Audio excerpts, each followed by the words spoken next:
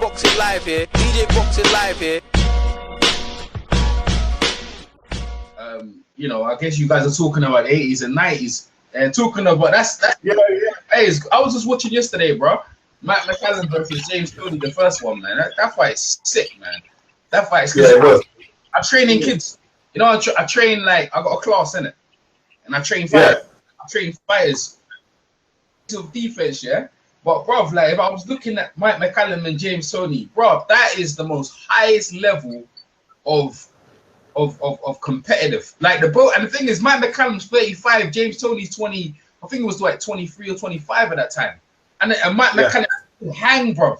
I was like, oh my, the guy was hanging with him easy, and it was all like you got shoulder rolls in there, you got pivoting defense, and it was like, bro, that is hard to score. Like, let anyone watch that fight and tell me they could score that even. That is the most hardest scoring fight I've ever seen. Like, so technical. I feel to get a t-shirt, that is boxing at its highest level for me. If you want to see technical fighters go to work. But the disparity of ages, for me, Mike McCallum, that's why Mike McCallum's an all-time great. No doubt, bro. He hang with the younger. Even Tony's looking at this like, woof, what have I got here? I'm telling Mike McCallum's, yeah, young guy, I'm not having it. Every time Tony got him, Callum answered right back in kind as well. That fight is, boy, it shows you like how the highest skills of boxing. Because I was just watching, I was just watching it backwards and forwards, man. Like, and I remember the first time I watched it, obviously through YouTube and stuff like that. And I was looking at it, woof, this is good. And then I look at it again, and every time you watch it, you'll see something different. Shoulder rolls, everything, man. Like, Matt McCallum just, bro, you try to get him. James Toney's like, nah, you don't hit him with a body shot. And then James Toney tried to hit him with a hook, right hand. Matt McCallum's roll with that spin, uppercuts, bro. That fight there is the one. Another one I saw recently, I was just watching Roger Mayweather, because I didn't see it against Vinny Paz or Vinny. Masterclass. Bro, listen. Vinny Paz, he got it nice, bro. He got beat up nicely by Roger, man. Yeah. I mean, but the thing, it was the defense. Like, a lot of times you look at certain people and you wonder what's going on. The subtle defense of the rolls and the blocks, and what he did, that style does, it basically it assisted you kicking your own ass. I'll give you an example, right? So someone tries to punch you and you duck underneath it. So when they miss with the punch, they automatically lose a lot of energy. And that's what that fight was about. It's like, yeah, he'll throw a couple, but you'll throw more and you're missing. So now that's making you even tired. And then when you're tired, now your defense opens up. And the way Roger could counter him, slip right in there. He was this. Listen, that there was a beating, epic proportion. And I saw the Harold Brazier fight as well. Listen, like, Roger was very technical. Listen, I remember he beat up Livingston Bramble. I saw, shell on him, man. And then the counter. I watched that. That's what I watched as well. Livingston Bramble was about it, but he couldn't do nothing with it, man. And Roger's deadly. And I mean, and Roger, career actually, he never actually lost the fight when he finished his career. He actually finished his career on a winning streak. Won his last 3. He just pulled out and started training. So, you know what I mean? He was trying to make another run at the title, but I guess it never happened. But the Costa Zoo and the Chavez, they got him. And also, what's the other guy, the first guy who beat him? Lochran. Things happen, you know. Them guys are great fighters, but he only lost to other great fighters. For me, he was exciting, bro. Roger Mayweather, he was a brave dude. He'll stay in there with you, man. He was way more exciting than Floyd. Floyd might be more consistent and better, but yeah. Another thing I was watching yesterday, I was watching Montel Griffiths versus Roy Jones, man. Now, everyone knows what happened in the rematch. Let's break this down though. Let's give credit where credit's due to Montel Griffiths having a game plan. First off, this is the first thing you need to remember. The first guy to beat. He's the second guy to beat James Toney ever. And James Toney was still in his prime because he went on to beat Evander Holyfield, John Maurice, and he beat Let's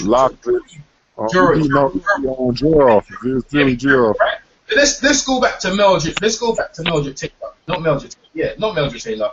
Montel Griffiths, right? Montel Griffiths was the first guy to actually get rounds on Roy Jones when Roy Jones was Roy Jones. He got rounds on him and busted him up a bit. Roy had a bit of swelling around the eye at the end of the fight, right? Yes, Roy got him and caught him and he hit him down. Roy wanted to fucking do him up, but Montel was winning rounds in that fight. That fight was close. I think I had it like a round up by Montel up until the knockdown, the first knockdown, and when he got him. But I tell you what, man, that Montel, he was not easy to fight, man. That guy was and a lot of people, because you think you love Roy Jones, you have to give credit to these guys. Another guy as well is Vernon Phillips. Bruh, beat Costa Zoo, beat Mick. Bruh, look at this fight. These guys are not getting no credit at all. All you see is like one way, because people love the other guy. You have to look at the guys. Go ahead, Chris. Hey, Beats. Since they couldn't hear me, we can go back and talk about the Terry Norris and Chavez. Oh shit! Yeah, we punched him in the grill, man. You couldn't even hear like how you heard it now. It was very low, and Did you know that? Did you know that, EJ? What's that? Terry Norris about what about Terry Norris? He came up to Chavez after party and hit him with the right hand in the face. Why did you do that for? Why did you do that? It was after the Terrence Ali fight. He was trying to get a fight with Chavez. Why? That's not a way to. That's the way to go to jail. That's dangerous, isn't it? Why would you want to? It's a bit dangerous, man. Like, that's criminal. Terry was a bit evil, man. Terry was that's criminal, man. That's what that guy did in the ring. What's that guy that Harlem Butler? The Harlem Hammer. Yeah, that's dangerous. You can't walk up and punch someone because you want to fight. That's madness. In the face of his after party, after the Terrence Ali fight. Listen, man. That's just boy. Listen, that there is I don't know what you're doing. Boxing's supposed to be fair play, sportsmanship. After you beat the guy, you shake the guy's hand, good fight, and you keep it moving. The only way you fight is for your family. Walking up, punching that man in his face. You already. That's disgusting. I'm not too happy about hearing that. I tell you that for now. But, I didn't even know it until I found the article because I've been heard they was Terry Norris was trying to fight him in the catchweight for years. If you're Travis, I'm gonna have to erase this one and do it again, man. Why is that? No. Leave it as it is, man. Just leave it. Is it that bad? No, it's not bad. I'm just saying that I caught you that. I don't know. It wasn't that bad. Like people were listening. It just that we could hear what you was talking. It's just that we couldn't hear what Chris was saying. It's fine, man. Just carry on what you're doing. Then you don't have to start that again. I'm gonna cut out. Like I said, I'm looking leave. But like I said to you, like there's a lot of forgotten fighters, that people kind of overlook and great fights in there in the 90s. And I don't know if you guys saw Hatman's video talking about in the 90s that the Nevada Commission there wasn't a lot of drug tests. But let me tell you something about that shit. Tommy Morrison. Yeah. But the thing is, if they were all taking it, then fine, then they evened it out, didn't it? If let's say Mike Tyson took drugs and Larry Holmes took drugs, then it's fine. You know what I'm gonna say? And if they didn't, who cares, bro? Like at a point, the drug testing at the minute, is out of order. People getting found out. I'm fine. But at the time and them things there, like everyone knew. I'm even from Rocky IV, 1987.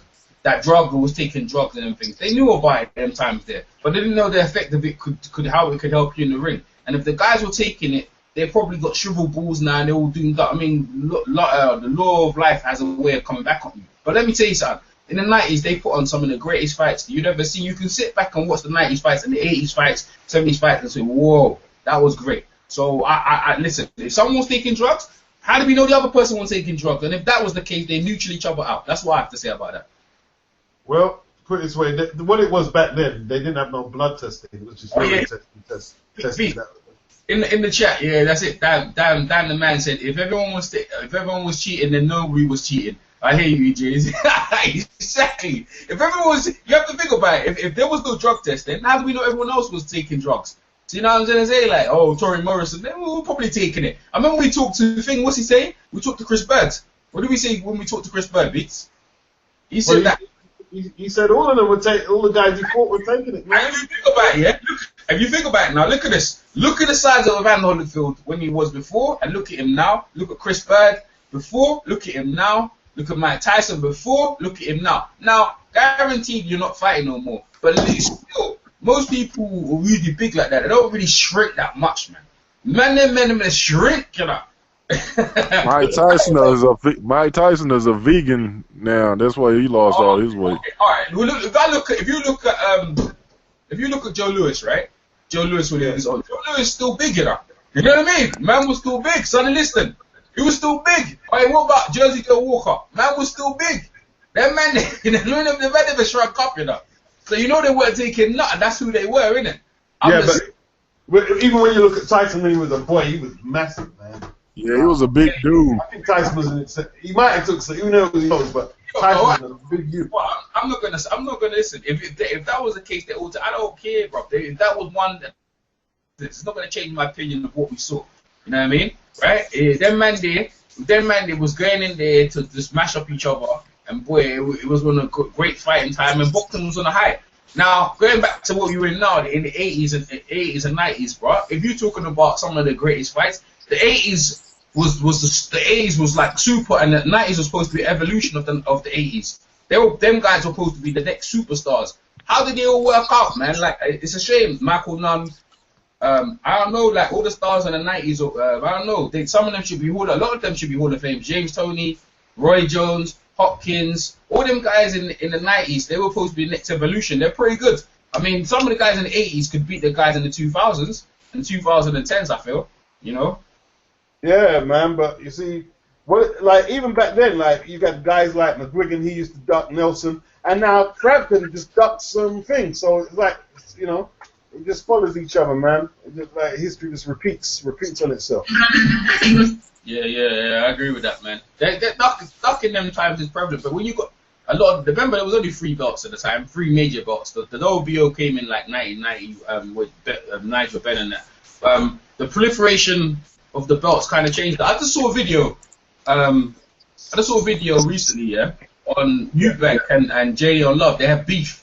Apparently, JD Long was at a party. Maybe was party, and he was just doing his thing. Maybe it was what's his name? Floyd Senior, not Floyd Senior. Eubank Senior come up to him and said, "Why are you here?" And JD Love said, "What do you mean? Why am I here? This party is only for winners. I don't understand why you're here." And this is JD Long just lost his fight. Just lost a recent fight. And he goes, "What do you mean I shouldn't be here?" He goes, "We should be in the gym training." And J Love took exception in that, and he was looking. He said he can't stand it.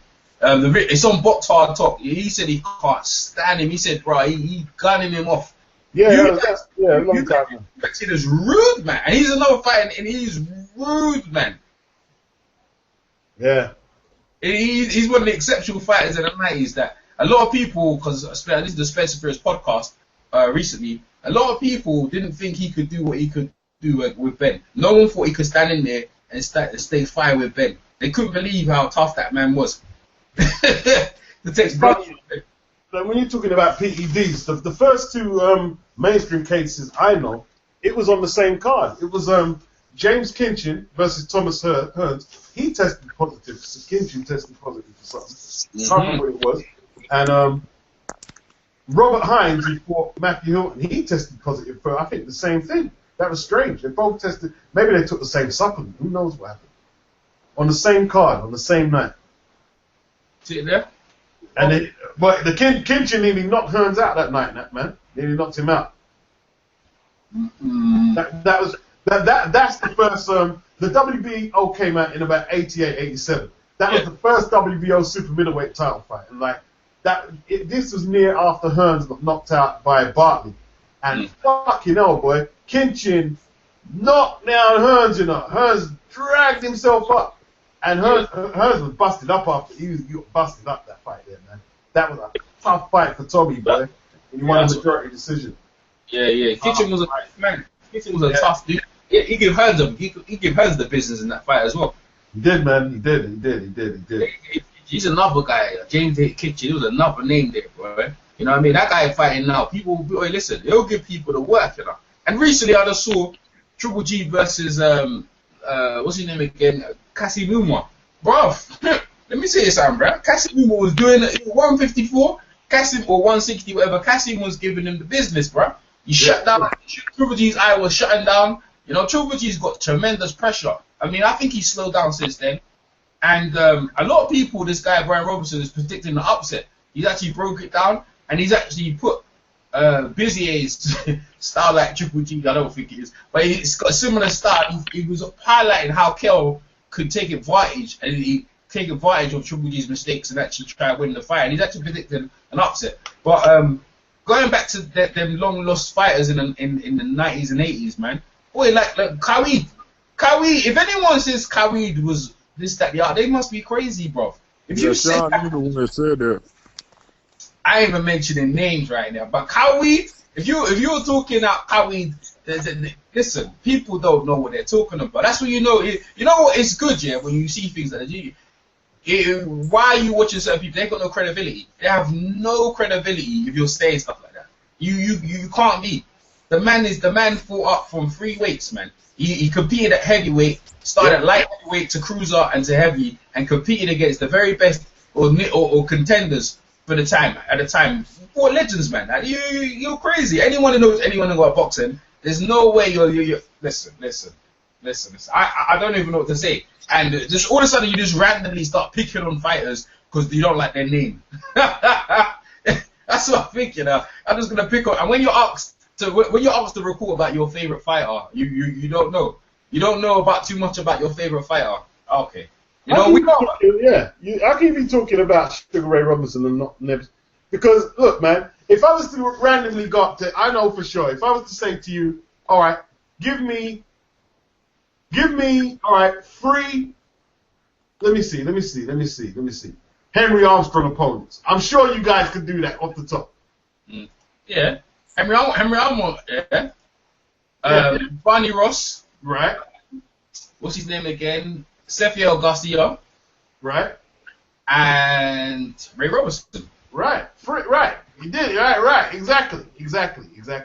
And if you're in a boxing conversation talking really confidently and you can't do that, you shouldn't be there. No. You know what I mean? Man should be sitting down. That's what he should be doing. He should be sitting down. Sit down, bro. Yeah. He should be sitting down. It's elementary. Like Beats, Beats' favorite fighter is Marvin Hagler. I can say Beats, give me 5 Marvin Hagler fights. Beats can tell me that like that. Yeah. We talk boxing. I don't think no one on the net. The way we talk boxing is if you're not learning something when we're talking, then there's no point. Because every time there's constant knowledge being popped, and there's different generations. You know what I mean? You span a lot of generations. Yeah. I learned something from all these guys. EJ told me. EJ did an interview about elbows make fat, and I ran back and read this shit. Yeah, see? And then you have the guru at the top. You have Mr. Bashir putting knowledge every minute out on us. So then you have a whole lineage of you have the elders like Mr. Bashir, you got Beats, and then myself, then you got Chris, and you go down, and then you go all the way down even to the youngers. So then you have a lineage of people who have gaps all the way through. You could span, let's say Mr. Bashir like 60s, 70s, at least 60s, isn't it? At least the 60s and 70s, where he's actually seen fights. You know, that's a lot of time, bro. There's a lot of time now. Bear in mind, we're in 2016. You know what I mean? 1960, how old? That's a long time, bro. That's a long time ago, right? Of course it is. See, it's just the ignorance of that. See, I know they haven't studied it. Like, he writ off Cowie because of the Holyfield fight. Did you see the first Holyfield fight? That fight was a tough fight. It's a split decision. Brutal, man. I'm sure you've heard me say, I thought Cowie pulled it out. Yeah. That's just my opinion, though. I thought Cowie pulled it out. That's how close it was. It was brutal. Because the divisions early, because the divisions knew.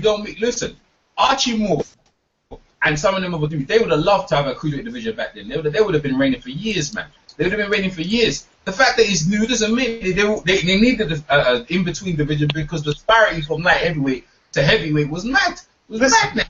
Listen, how many is it? Tell the people the gap between 175, right? 175 to the heavyweight division, unlimited. That's mad.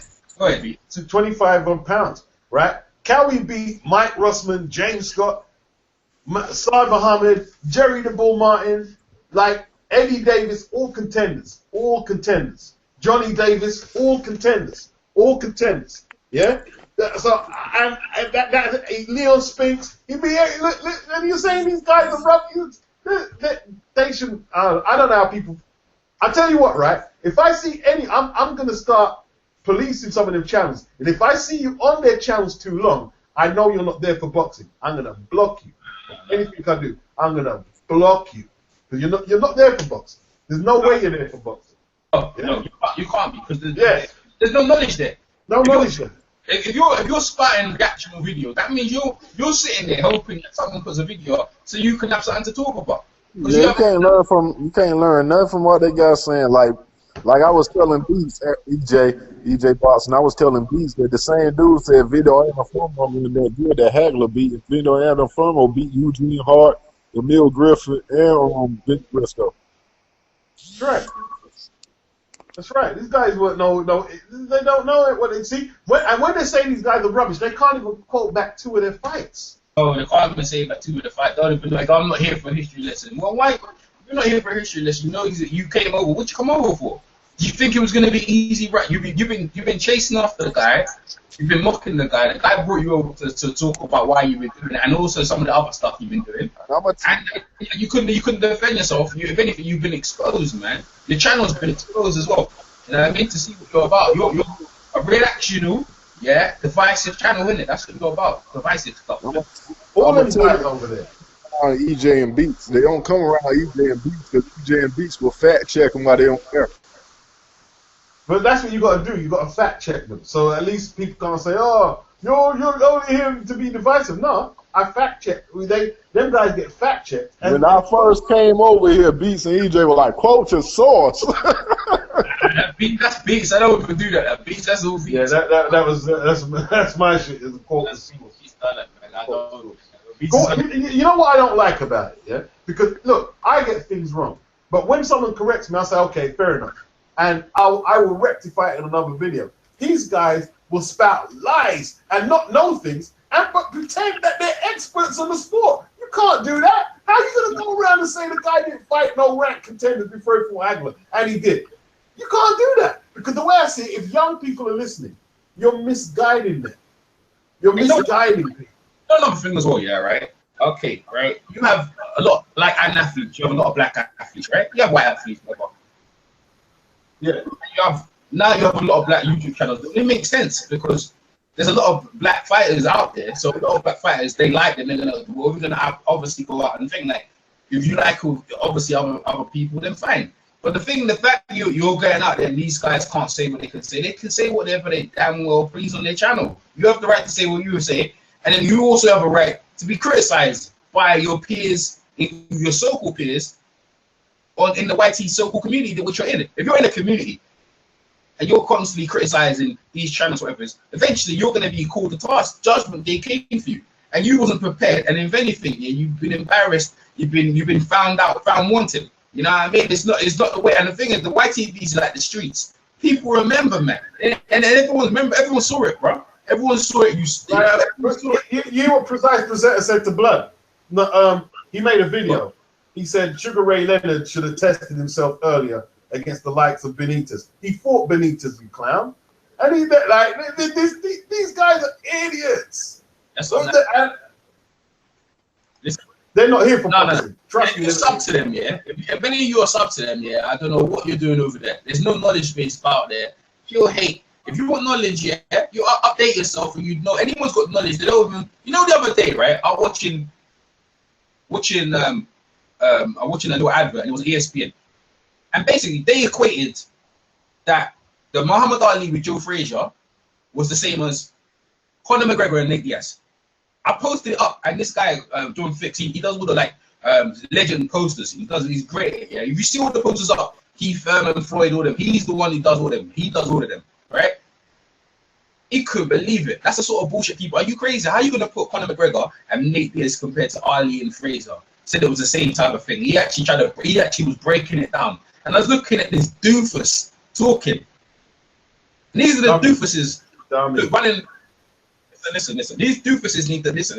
It's okay having your opinion, but don't chat rubbish, man. Don't chat rubbish out here. Man, you can't see certain things out here without bloody people checking, because there's no bird sugar out there. There's no this guy, that guy to check them, so they can just run them up.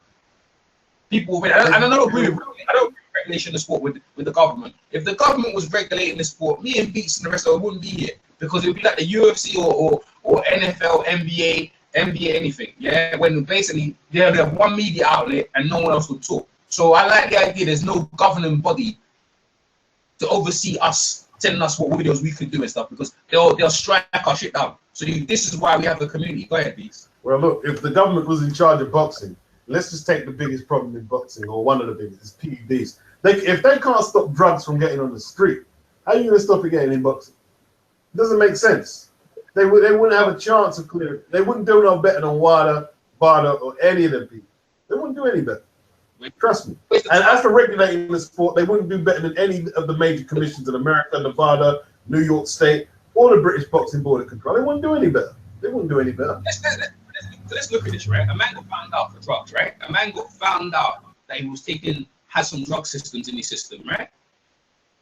And the man been able, by his influence, to me, by the WBC to overfin it. I'm talking about perfected, yeah. All right, let's look at going back. Lou, what's his name again? What's that guy? Panama Lewis with the legal gloves and stuff like that. A man banned for life, yeah. And then they've got Mark Brito and his manager he's banned and he's back in fighting. I mean, what is that? So what is it? Certain people, because they haven't got power and they've got influence, certain people are banned and certain people are not. The sport has been littered with dodgy stuff all the time. So regulation of sport is never going to work. All you can do is all you can do in your state is try to implement the most safest rules. I go to local club fights over here in the York Hall, and I'm telling you, right, in the round, I'm from 10 rounds under, the other corners does not go into the other dressing room to check the gloves. It doesn't happen. You know what I'm saying to you? They have same day weigh-ins, right? They have same day weigh-ins, and the opponent under 10 rounds now, the opponent's corner doesn't go into the other corner and check the gloves. I couldn't believe it. I go to them, why? Are you not in the other room checking their gloves to see if they're doing the right hand reps? Oh no, we believe in fair play. You freaking nuts. This is a dangerous sport. It's actually the one punch could damage your head. You know what I'm saying? There's no head guarding. This is the pros, and there's no one checking each other's gloves in there. But basically, the gloves actually, they bring the gloves in. I'm talking about the hand wraps. I'm talking about, so I'll be specific. I'm talking about the hand wraps when the hands are being wrapped up. You know, and the York Hall you're talking, yeah? Yeah, I'm talking about New York Hall. That applies, peace. That applies all over the country. That's how it is. Fair play. I guess England believe in fair play. I guess so, man. I wouldn't trust no one. I think probably championship level they're a bit more. Yeah, but what I'm saying is that if I haven't got any fight, I'm going into that. I'm just I don't give a flying fuck. I don't know what you're doing. Yeah, but they probably, if you go to the York, they probably say, yeah, nah, you ain't coming in my change. Wait, well, my fight is not fighting then. It's not fighting. It's not fighting. What are we doing? Baby. I'm not fighting. I'm someone you're just, you could have put someone in my interest. Let's see how you do your thing. Do your thing, man. I was shocked when you told me that, actually. I was kind of. And they have same day weigh-ins. So when people talk about, we should bring back same, we do have same day weigh-ins. And it still can't. We still traditionally have same. England hasn't really changed that much in terms of the last 100 years of boxing. Yeah, but at championship level, it's not that. No. The only reason is the rounds are obviously lesser, and the only thing major change is the ambulances because of what happened to Michael Watson. So up until that, England never really changed that much. What did they really change up until that point? Yeah, but they don't do same, like Joshua don't do same day race. No, I'm talking about in terms of under 10 rounds. Under 10 rounds.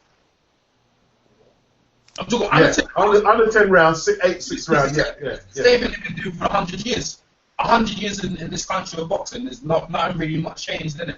I can't believe don't go in there and check the man's hands though. That to me was like, whoa, what's going on here? Everyone, you should at least have someone in the thing checking the hands. Same day weigh-ins. I was there at a fire. He goes, I go talk to one of the fight. He goes, so you same day? He goes, yeah, we same day weigh-ins. When your fight? He goes, my fight's like in 5 hours.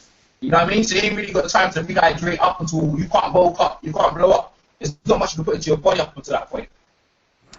Crazy, man. But it's the same thing that happened in amateurs. The amateur system, that's why there's a lot of buys and stuff like that in amateurs because people couldn't make weight. So I think that's good. People can't bulk up. Yeah. That's the like same day weigh-in. You see why they're so lax on it. With 6 rounders, it's not so bad, EJ. 6 and 8 rounders, and 4 rounders at the York, it's not so bad. But when you're doing 10 and 12, then that's when it's dangerous, man. Okay. So it's not that bad. Let's say you got Mike Tyson in one corner and you have Kris Caban on the other corner. Yeah.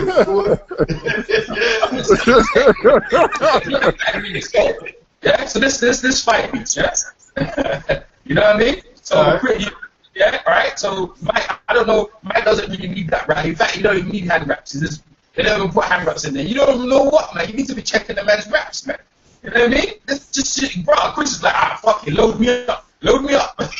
I'm facing Mike Tyson in here. I'm just saying, innit, just check the man's right. It's sit there and watch their raps. It should be implemented in the baseball. That's why I feel anyway. So I think I go right.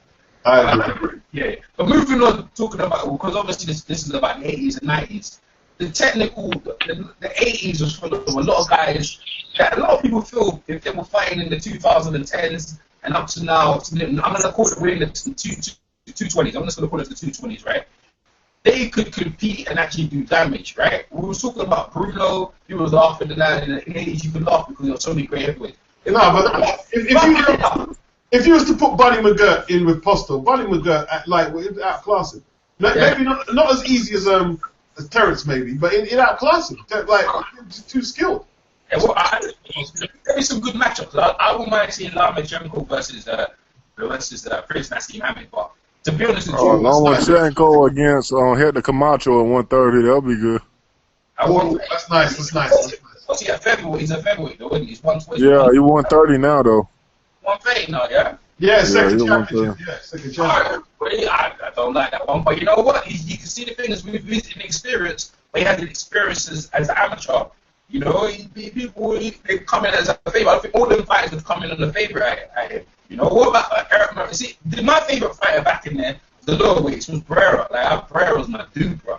Every time I tell you what I'd like to see. I'd like to see Roger Mayweather and Lomachenko. I like to see that. That'd be good. That'd be bro. Roger Mayweather would give all of them the business. Roger Mayweather, like, even breaking down, Roger Mayweather was just, listen. That Mamba, that's why he was called the Black Mamba. When he strike, yeah, you'll know about it, man. He really could put it on you really hard. Every time he used to fight, he's up look at you like you've done something to him. I don't know what he was coming back. I don't know what went on with Roger's life, but when he looked across the ring, he looked like the other guy done something to him or stole something from him or something because he used to go in there to mash up the dude, bro. And or you could have a professor against Lomachenko. Oh yeah. What else, man? Sick. I wouldn't like that one. Lomachenko's too inexperienced, man, to be putting against them dudes there. That's what they would say. He's a world champion, though. He's a big experience, actually. That's true. Chris is right. You know, Chris is right. Yeah. When Professor fought Salvador Chancellor, he only had like 10 fights, right? Yeah, 9 to 10 fights. You're right. You're right. But he pushed Salvador at that time, man. He did. Salvador Sanchez versus Lomachenko. It's all about experience, man, because, see, you've got to take fights at the right stages. Because like I was telling Chris earlier, right, Salvador Sanchez is a legend. But Pat Caldwell from the United Kingdom pushed him pretty hard, you know, right? And it went the distance. It went 15, right? And Sanchez stopped Nelson, but Nelson destroyed Caldwell. One round, one uppercut, destroyed him. Because it's all about timing. And, like, when the other guy gets older, you get more experience, and then, you know, then you get your shot. You know what I'm saying? It's all about timing. So Lomachenko, even though he's a champion, he'd be too green for some of them Gomez and them guys. He'd be too green. Yeah. Look, Lomachenko versus Pereira, Eric Morales, I don't like it either. Like, I would like Eric Morales, Pereira, Kenny McKinney. See, this is what I'm saying. The 90s guys were bad. Well, hey, my favorite, Poison Jones. I know you interviewed him. Poison Jones was my favorite. Little Hitman Hearns down there, bro. You was the first guy to beat him. He's another guy should be in the Hall of Fame. Guy beat Hagler. Yeah, he beat Marco Terrero twice when Marco Terrero was in his prime, bro. Bashed him up twice. Poison. But that guy, you see that, bro? These fights here, they don't even talk about these guys. I know he went on after that fight. He went on to get beat up by Kennedy McKinley and get knocked out by Eric Morales. Yeah, I know he lost a couple of fights as well, but the fact of the matter, you can't take that away. That went away when he took Pereira. They were looking at Pereira like the little tigers at the time, and you know he gave him the business, man. Another guy as well, this other guy, Kevin Kelly. Kevin Kelly, bro, that guy was tough, man. 50, he was like 50, you know. That Troy Dorsey fight was good. Yeah, that was he put on great fights, this Kevin McKelly, man. And I put him against any of them dudes there. You know? I put him against any of them dudes there, man. Right. Like Kevin Kelly, he beat Gregorio Vargas. I remember he smacked like just after he beat Hawkinson. He took him years before he got beat. Huh? Yeah, and he had to speak that team because everyone was You see talking about that behind knockout he did on Derek Gainer? That was brutal. him. Yeah. Yeah. Derek's still beat them, man. Derek's like Marcus matched him up. Hey, what? Freddie Norwood. See this? I'm talking about this Yeah, upset. Freddie Norwood, but Marquez, he got beat by Derek Gainer. Yeah, it was good. He got cheated in that one, man. He got low blows and stuff. They were low blowing up each other, and Derek Gainer got away. They were low balling all day. But hey, I mentioned all these fighters' names, yeah. Especially like Montel Griffith. To me, Montel Griffith was a fucking good fighter, man. He was a very good fighter and awkward, man. He give people a lot of trouble. When you, but EJ Boston, can that one win actually get you into the Hall of Fame? One win. James Toney as well. He beat James Toney as well, didn't he? Twice. Yeah. Although one of them was very dodgy. Nah, I gave him the first one. The second fight, I ain't never agreed with. He won the second fight. Listen. He beat. So I'm gonna pull up his resume as well, yeah, to show you why this guy is not in Fame. Like Mr. Bishop told me, Howard Braze should be in the Hall of Fame. But the man for everyone, he had over 100 fights. Why is that man not in the Hall of Fame? And it was exciting all the time. You said Harold Brazier. Howard Brazier was really good. Harold Braze is Mr. Yeah, but he lost a lot. I remember. Didn't he get beat by Winokur? Yeah, he fought everyone. Yeah, he fought. He lost against Roger Mayweather, but he fought everyone who was there. He was actually a belt holder, though, Chris. Yeah. I know, but like I'm saying, can that really get you into the Hall of Fame? I think so. You got to throw a game. How many? I'll read his record out. 105 wins, 18 losses, and he only got stopped twice. What's his biggest win though? I'd have to box record. Let me see. Yeah, the resume alone shows he fought all the best that he's in his era. He lost to him though. That's what I'm saying. Not all of them. He became a world champion. Not all of them. And they were close as well. It wasn't like he lost, like blew out. It was close. That Winokur fight was not close. Yeah, he got watched by it. Yeah, he got watched. The Roger Mayweather one was very close. Split decision. Beat Mickey Ward. Yeah. Yeah. Now Judah beat Mickey Ward though. They consider as one of the dudes, right? Yeah, now. they made a film about the guy. Exactly. You know what I mean? Man, he was good. The Roger Mayweather fight was close. He was good, man. He was a champion. Listen, if they can make all them guys, I mean, he was good, man. I agree. Like, I don't think a lot of people shouldn't be in the Hall of Fame either. Although when you scrutinize the record, there is no major names. Yeah, all the big names he lost to. He's still a Hall of Famer to me, man. For everyone, he put an exciting fight. He did fight everyone, though. He did fight everyone. Everyone gave exciting fights every time. If you watch how great the fight, bro, you come away from the booth. That man was coming, bro. Hey, Sandler Williams. Don't forget Sandler Williams, you know. Nah, he ain't no Hall of Fame. I disagree with that. I know who Sandline Williams is. Bro, hey, hold on. In my opinion, he beat Ben, you know. He beat Ben and he fucking he put a fucking draw. He fucking beat Tony, but they fucking made it a draw. You know? Don't get it twisted. He beat Tony. Yeah, he did, bro. He got a draw against Tony, man. Fucking beat I Tony. watched that fight again. I seen that fight before though. Hey, Tony won. Hey, listen. Sandler Williams was a fucking nightmare. He fought the G-Man. He fought all of them, man. Yeah, and no one stopped him. He got stopped. I think of Lindell Holmes. Lindell Holmes was the only guy to get him out. Sandler Williams should be a Hall of Famer. That was fucking dark, bro. Don't fuck around with Sandler Williams, bro. I'm not sure about Hall. I tell you what, right? Hall of Fame. I'm not. See guys like Harold Brazier and Sandler Williams. There should be something to recognize them. They fought all that tough competition and gave quality performances. You know. If you're gonna do that for tough competition, you got to put Emmanuel Augustus there, but I don't think he'll Hall of Fame. Yeah, he should be in there. He's not Hall of Fame. Not Hall of Fame. They should have a separate body of thing where they can recognize. In my opinion, you know what I'm saying here, right? Let's look on Arturo Gatti's body of work, right? Let's look on his body of work. Is it better than Harold Brazier? Is it better than Sandler Williams? Come on, it's not. It's not. None of their wins are better than their 3 wins. Montel Griffiths is not, man. How can you? If they're gonna go, I'm talking about the standards now, Kris Beats. If they're gonna put Arturo Gray, and I want to know what criteria did he get in. They said he was an exciting fighter. Okay, the guys I've just mentioned, all of them are exciting fighters. Okay then. How about Reggie Johnson? Reggie Johnson got a win over. He's in there. Reggie Johnson. James Tony got robbed though, innit? Against James. No, he beat the white guy. What's the white guy that Steve Collins. Yeah, beat Steve Collins. He really beat James Tony, and he beat somebody else. He beat Lamar Parks. You beat Lamar Parks. He's a Iron Barkley. Why is Iron Barkley not in the Hall of Fame? The freeweight champion, Barkley. Barkley's a freeweight champion. He's not in the Hall of Fame. He's not in the Hall of Fame.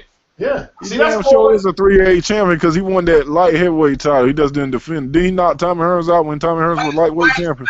If he not that middleweight, he beat. I tell you, he beat. For everyone. Middleweight championship, Tommy Hearns. Super middleweight championship, Darren Van Horn, and he won. Who did he beat for the light heavyweight? Hearns. Hearns. Yeah, freeweight champion. Yeah, bro, just having Hearns on your resume twice, right? And then going hell level with Roberto Duran. But Barkley's the Hall of Fame. And look, the Duran fight was close. Right, it was a bit sentimental, you know. What about the non-fight? I had it about a draw, but he's scraping. You see what I'm saying? I had none scraping it by, but it was a close fight. You know why?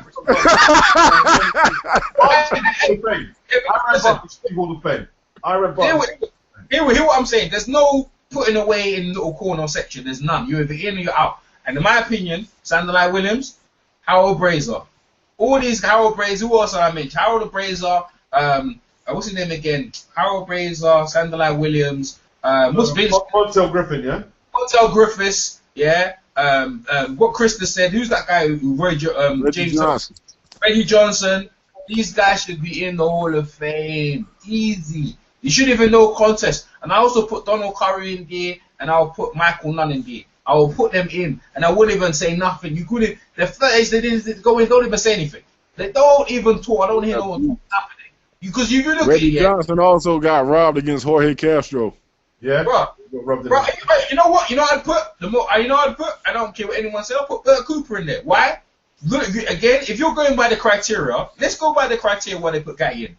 What do they say? Exciting fights. Who's more exciting than Bert Cooper? Who's more excited? I know he lost, but the thrillers, man. Bert Cooper was in some thrillers. Like that. Yeah, Ray Mercer fight was a classic. Yeah, that was. What Michael Moore? That was a classic. Ray Mercer, Holyfield. Them were three classic fights. Holyfield hurt, man. That Holyfield hurt off his fucking feet. Remember he beat the Olympian Willie DeWitt. He was the fancy prospect. He knocked him out in Canada, smashed him up. Hey, so let's go by the criteria that they put Gratty in, and a lot of people get in, and they should get in. I don't think you could put Bert Cooper in there, man. He ain't gonna get in the Hall of Fame though. They did like B said, should be a separate category. Listen, if I was a big Hollywood director, I'd do a film on Bert Cooper. You make a great film. You make a great film. You know what? If I'd done a film on Bert Cooper, I bet you will get in, because if you think about it, I do a film on Mickey Ward and he'll get in, because I know that, you know. Because I bet you they got the eye of Mickey Ward thinking to get him in there. You told me, I know they're going to put... I'm not going to lie though, yeah, right? Bert Cooper, he was the first to take Henry... He was the first guy to beat Henry Tillman as a pro. Tillman beat, like, you know, and he beat Tyrone Bruce. He was a champion. He beat Arlen Norris too. Yeah, he was good, man. He was good. I'm trying to tell you, man, look, I'm not mentioning guys of thing. I'm talking about... I'm going by the criteria of the most exciting fighters, yeah, and they get money. Another guy as well should be in, and there should be no talking about it. Jerry McClellan. Jerry McClellan should be in the Hall of Fame. There's no doubt about it for me, none at all. If that been an injury, that man is reigning forever. John the Beast Mugabe. You know what? The guy's talking about John the Beast Mugabe like he was just a so-so fight. You must be out of your friggin'. Why do you think they called the man the Beast? The Beast, man. You know what I mean? They like the experts, not me, said that he was the hardest puncher in boxing. That's what they used to say. Yes, man. Yes, man. Yeah, the thing is, yeah, if you look at it, if they were to put the Beast in against Triple G, trust me, Triple G would know he was in a fight. He would know he was in a fight. Now, regardless of the outcome, he would know he was in a fight. The man gave Hagler fucking. Hey, listen. I tell you what, if Triple G got it wrong, he'd get knocked out. just like everyone else. They And, get knocked. and if Mugabe got it wrong, he'd get knocked. It's a 50-50. But see the Mugabe, the way Mugabe would go into that fight, yeah, the pressure would be on Triple G because you're supposed to be this big bad dude, yeah. Trust me, you'll know about it. And you know the thing is, yeah, the myth with all them things, like Mugabe was that dude.